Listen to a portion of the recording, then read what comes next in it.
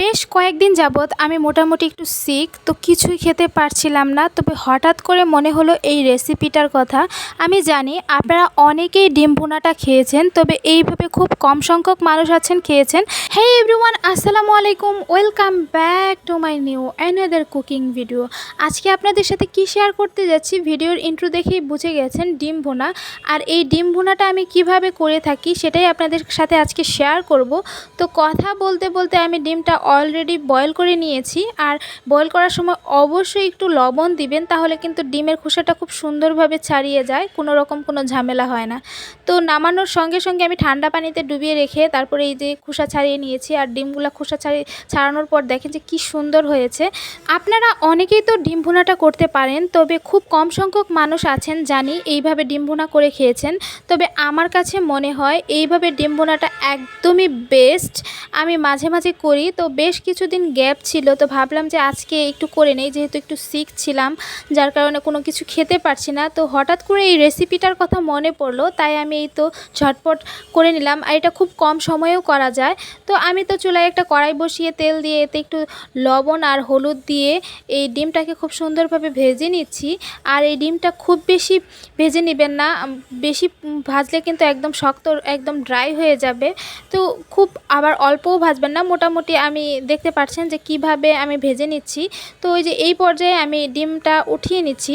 ডিমটা দেখতে পাচ্ছেন যে কীরকমভাবে আমি ভেজে নিয়েছি, খুব বেশি কড়াও না, খুব বেশি হালকাও না। আমি মোটামুটি যখন একটু সিক থাকি তখন আমার মাছ খেতে ভালো লাগে না, সবজি খেতে ভালো লাগে না, মাংসও খেতে ভালো লাগে না। তো তখন আমি করি কি, ডিমের রেসিপি বা কোনো রকম কোনো শুটকির রেসিপি হলে কিছু একটা খেতে পারি।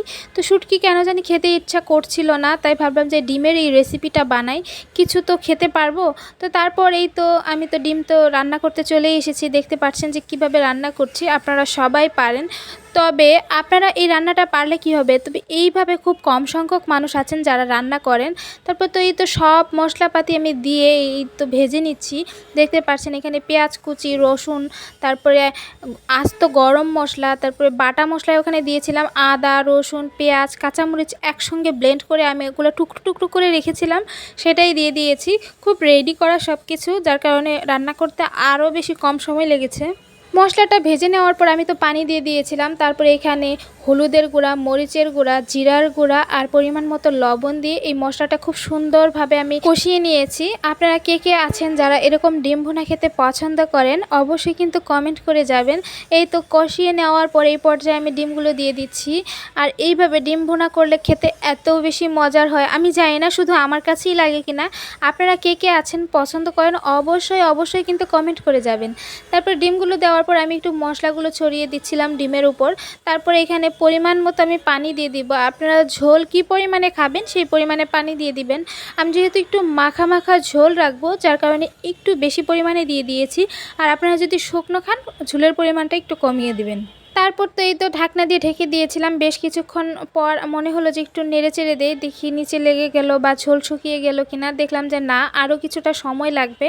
আমি আবারও ঢাকনা দিয়ে ঢেকে দিয়েছি। দেখেন এই পর্যায়ে একদমই রেডি। তো আপনাদের একটু দেখায় যে ডিম ভুনাটা আসলে কেমন হয়েছে। আমার এই ছোট্ট কুকিং ভিডিওটা আপনাদের কাছে কেমন লাগলো, যদি একটুও ভালো লাগে অবশ্যই লাইক, কমেন্ট, শেয়ার করবেন।